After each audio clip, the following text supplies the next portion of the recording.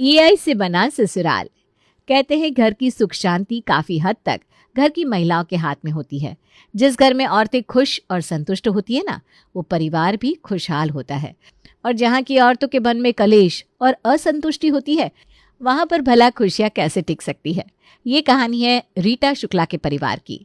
रीटा की शादी इलाहाबाद के छोटे से कस्बे में हुई थी। सास ससुर का एक पैतृक घर था जो किसी जमाने में घर के बड़े बुजुर्गों ने बनवाया था। अब रीटा ने तो अपनी जिंदगी के 25-30 साल इस घर में रहकर खुशी खुशी संतुष्टि के साथ बिता लिए थे। उसे संतोष था तो घर में खुशियां भी थी। लेकिन मुसीबत तब शुरू हुई जब रीटा की दोनों बहुओं ने उसके घर में कदम रखा। शादी के कुछ दिन के बाद। माँ जी, इतने सालों से आप यही कहकर बात को टालती आ रही हैं कि जब देवर जी की शादी हो जाएगी उसके बाद मकान को ठीक करवाएंगी। अरे अब तो देवरानी भी आ गई, अब और कितना इंतजार करवाएंगी। इस खंडर हवेली को मॉडर्न घर बनवा दीजिए ना। आप खुद ही सोच कर देखिए, इतने पुराने मॉडल के मकान में आजकल कौन रहता है। दुनिया कहाँ से कहाँ जा रही है माँ जी, और हम लोग इस बाबा आदम के ज़माने वाले मकान में रह रहे हैं। अरे बेटा, हमारे बड़े बुजुर्गों का बनाया हुआ मकान है ये, और उस ज़माने में बना था, फिर भी मजबूती देख लो, आज भी जस का तस खड़ा है। और अभी के 30 साल पहले बने हुए मकान जर्जर हुए जा रहे हैं। पूरी जिंदगी बिताई हमने इसी मकान में, हमें तो कभी कोई परेशानी नहीं आई। और तुम लोग जब से शादी करके घर में आई हो, दिन बस घर के पुराने होने का ताना दे रही हो। माँ जी, आपका ज़माना और था और अब का ज़माना और है। वो पुराना ज़माना था, लोग कैसे भी हालातों में गुजारा कर लेते थे। लेकिन अब मॉडर्न ज़माना है। हमारी बातों पर आपको यकीन ना हो तो मोहल्ले में किसी के भी घर चले जाइए। मॉड्यूलर किचन, आज के ज़माने के एडवांस बाथरूम, चमचमाती हुई टाइल वाले हॉल, जिन्हें देखकर किसी का भी दिल मचल जाए। हमें भी तो हक है ना अपना घर अपनी पसंद से बनाने का, सजाने का। दोनों बहू की जिद देखकर रीटा अपने मकान को रिनोवेट कराने के लिए तैयार हो जाती है। घर की मरम्मत का लगभग 50-60% काम हो चुका था कि एक दिन बड़ी बहू की सहेली अपने मकान के मुहूर्त में उसे इनवाइट करती है। छोटी, आज पूरा दिन हॉल की पत्थर की घिसाई का काम होना है, तू भी चलना मेरे साथ। मेरी सहेली के मकान का मुहूर्त है, इसी बहाने उसका मकान भी देख लेंगे। हाँ हाँ भाभी, क्यों नहीं, चलती हूँ ना आपके साथ। वैसे एक बात कहूँ, अब इस घर को जितना अच्छा हमने बनवा लिया है ना, हमारी टक्कर का नहीं होगा आपकी सहेली का घर। हाँ, बात तो तेरी सही है। दोनों देवरानी जेठानी अपने नए मकान पर बड़ा घमंड कर रही थी। गर्व से इतराती हुई वो दोनों मोनिका के यहाँ पहुंच जाती हैं। अरे वाह राधा, आ गई तू। सच्ची इतने सालों बाद तुझे देखकर ना बड़ी खुशी हो रही है।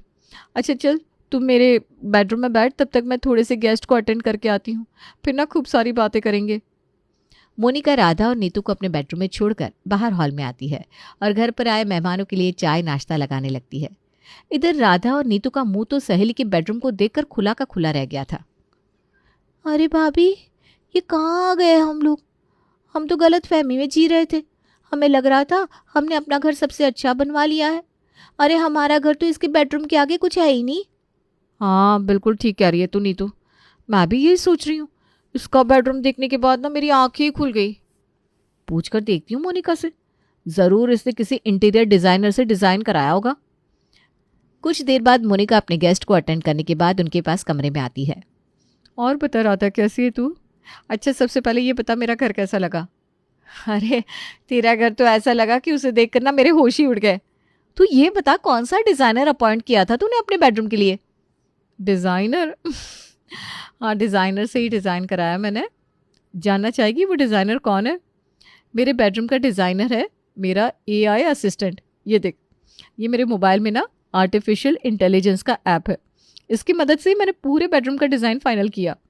इंसान की सोच जहाँ ख़त्म होती है ना, उससे 4 कदम आगे तक सोच सकता है ये एआई। तभी तो मेरा बेडरूम लाखों में एक है। अरे वाह, ऐसी भी कोई चीज़ आ गई है, मुझे तो पता ही नहीं था। चल अच्छा हुआ तूने बता दिया। वैसे भी ना इस समय मेरा घर बन रहा है, मेरी सच में बहुत हेल्प हो जाएगी। अपनी सहेली से सलाह लेने के बाद दोनों देवरानी जेठानी घर लौट आई थी। सुनिए ना, ये काम बंद करवा दीजिए। अब हमें घर ऐसे नहीं बनवाना। हमने नया नक्शा निकाला है, उसके अकॉर्डिंग घर बनेगा। अरे ये क्या कह रही हो तुम? तुमने नया नक्शा निकाला? तुम्हारे दिए हुए नक्शे के अकॉर्डिंग तो बन रहा है घर। अब ये घड़ी घड़ी नक्शे चेंज करोगी तो क्या रोज रोज घर तोड़वाते रहेंगे? देखो, हर बात पर लड़ाई करने की ज़रूरत नहीं होती है। कभी कभी थोड़ा समझदारी भी दिखा दिया करो ना। आपको तो कुछ पता ही नहीं रहता। अब हम दोनों देवरानी जेठानी इस घर की भलाई के लिए इतनी मेहनत कर रहे हैं, कम से कम पूरी बात तो सुन सकते हो ना आप लोग। अच्छा बताओ क्या कहना चाहती हो? हम ना आज अपनी सहेली के यहाँ मकान के मुहूर्त में गए थे। हाय, उसका घर देखकर ना हमारी आंखें हैरानी से खुली रह गई। हमारी सहेली ने हमें बताया कि आजकल मॉडर्न ज़माना है, अब लोग एआई की मदद से अपना घर बनवा रहे हैं। एआई इतने बेहतरीन सुझाव देता है कि देखने वालों की निगाह थम जाए। मैं तो कहती हूँ अभी भी देर नहीं हुई, हम लोग भी ना अपने घर को एआई की हेल्प से ही बनवा लेते हैं। राधा और नीतू ने जिद पकड़ ली थी कि उन्हें अब पूरा घर एआई से ही बनवाना है। उनके पतियों के मना करने के बाद भी वो दोनों किसी की सुनने को तैयार नहीं थी। अंत में थक कर उनके पति एआई की मदद से ही पूरा घर बनवाने के लिए तैयार हो जाते हैं। अगले दिन, अरे ये क्या कर रही हो? अभी तो 3 दिन पहले तुम्हारा बाथरूम बनकर तैयार हुआ है, फिर से तुड़वाना शुरू कर दिया इसे। करना क्या चाह रही हो? माँ जी आप तो बस रहने दीजिए। आप तो 70 साल पुराने मकान में भी खुशी खुशी रह रही थी। आपको आजकल का फैशन और ट्रेंड समझ में नहीं आएगा। आप तो बस चुपचाप एक किनारे खड़े होकर तमाशा देखते रहिए। पापा आजकल पूरा दिन मम्मी बस मोबाइल में घर के डिज़ाइंस देखती रहती है। जब भी उनके पास पढ़ाई के लिए जाता हूँ तो गुस्सा करके मुझे भगा देती है, कहती है बहुत ज़रूरी काम कर रही हूँ, और मैं बार बार उनका टाइम वेस्ट करने के लिए उनके पास चला आ रहा हूँ। कितने महीने हो गए पापा, घर का काम ख़त्म ही नहीं हो रहा। उसकी वजह से मेरी पढ़ाई भी डिस्टर्ब हो रही है, क्लास में भी मेरा परफॉर्मेंस गिरता जा रहा है, जिसकी वजह से रोज़ मुझे स्कूल में पनिशमेंट मिलती है। आप ऐसा करो, मेरी कहीं ट्यूशन क्लास लगवा दो, मम्मा के पास तो मेरे लिए टाइम ही नहीं है। बेटी की बात सुनकर रमेश को बड़ा धक्का लगता है। अब ये घर तुम्हारे लिए तुम्हारे बच्चे से भी ज़्यादा इम्पोर्टेंट हो गया है क्या? जितना ध्यान तुम घर को बनवाने में लगा रही हो, उसका आधा भी अगर तुमने बच्चे पर लगाया होता ना, तो बेचारे की आज ऐसी हालत ना होती। अरे तुम्हें उसके भविष्य की थोड़ी बहुत चिंता है कि नहीं? अरे एक बार मकान बनकर तैयार हो जाए, उसके बाद तो सारी उम्र घर गृहस्थी संभालिए ना। और आपकी माताश्री ही कहती है ना, मकान रोज रोज नहीं बनाए जाते। इस समय मेरे लिए सबसे बड़ा और इम्पोर्टेंट काम यही है कि मेरा मकान अच्छे से बनकर तैयार हो जाए। अगर ताजमहल बनवाते समय शाहजहां भी बच्चों के स्कूल के होमवर्क करा रहा होता ना, तो ताजमहल ऐसा ना बना होता जैसा अब है। मकान को बनते हुए महीनों बीत गए थे। पानी की तरह पैसा बह रहा था, लेकिन मकान का काम तो जैसे खत्म होने को तैयार ही नहीं था। आखिरकार रीटा के सारे पैसे खत्म हो जाते हैं और वो अपनी छोटी बहू के पास जाती है। नीतू बेटा, राधा को तो इस समय कुछ भी समझाना मतलब भैंस के आगे बीन बजाना। लेकिन तू मुझे थोड़ी समझदार लगती है बेटा। आज तक की जितनी भी जमा पूंजी थी ना, सब इस मकान को बनवाने के चक्कर में ख़त्म हो गई है। लेकिन मकान का काम ख़त्म ही नहीं हो पा रहा। बेटा अपने बजट के हिसाब से काम करवाओ और अब बस करो, बंद करो इस ठोक पीट को। समझ में नहीं आ रहा कि घर बन रहा या ताजमहल, जिसका कोई अंत ही नहीं होने को आ रहा। देखिए मम्मी जी, जेठानी जी इस मामले में गलत नहीं है। ठीक ही तो कह रही है वो, मकान कोई रोज़ रोज़ बनते नहीं है। और वैसे भी आजकल अकाउंट में किसके पास लाखों रुपए होते हैं। पैसे नहीं है तो बैंक से लोन लेते हैं। रीटा के समझाने का दोनों बहुओं के ऊपर कोई असर नहीं था। जल्द ही बैंक से एक मोटी रकम उधार लेने के बाद मकान का बचा हुआ काम शुरू हो जाता है। मम्मी ये सफ़ेद पर्दे कौन लगाता है? बिल्कुल भी अच्छे नहीं लग रहे। आजकल तो इतनी सुंदर सुंदर वैरायटी के बाजार में मिल रहे हैं, किसी और कलर के पर्दे लगाओ ना। अरे पसंद तो मुझे भी नहीं आ रहे सफ़ेद पर्दे, लेकिन क्या करें। अब एआई के हिसाब से तो बेडरूम में वाइट कलर के ही पर्दे होने चाहिए। तो हम कोई और कलर कर भी नहीं सकते। घर में पर्दे, फर्नीचर, दरवाजे, खिड़कियां सभी एआई के सुझाव से ही लगाए जा रहे थे। हालांकि वो किसी को भी पसंद नहीं आ रहे थे, लेकिन एआई की पसंद को टाल पाना भी तो संभव नहीं था। भाभी, अब हमारा मकान तो तैयार हो गया, बस उसका मुहूर्त करना बाकी है। मैंने एआई की हेल्प से गेस्ट लिस्ट निकाली है और अरेंजमेंट का प्लान भी बनवा लिया है। मैं सब मैनेज कर लूँगी। अरे बहू ये क्या, इसमें तो कुछ 4-6 रिश्तेदारों के नाम है, बाकी सबको नहीं बुलाएंगे क्या? अड़ोस पड़ोस के लोग, दोस्त, रिश्तेदार सबको छोड़ दोगे तो कल को कैसे नजरें मिलाएंगे उनसे? और ये क्या, इसमें तो पंडित जी का नाम भी नहीं है। अब पंडित के बिना ही पूजा हो जाएगी क्या? माँ जी, लगता है आपने मेरी बात सही से सुनी नहीं। एआई से लिस्ट बनवाई है मैंने, इस पर शक की कोई गुंजाइश ही नहीं है। एआई किसी के साथ भेदभाव नहीं रखता। एआई ने कहा पंडित जी नहीं आएंगे मतलब नहीं आएंगे। एआई से देखकर हम खुद मंत्र पढ़कर पूजा कर लेंगे।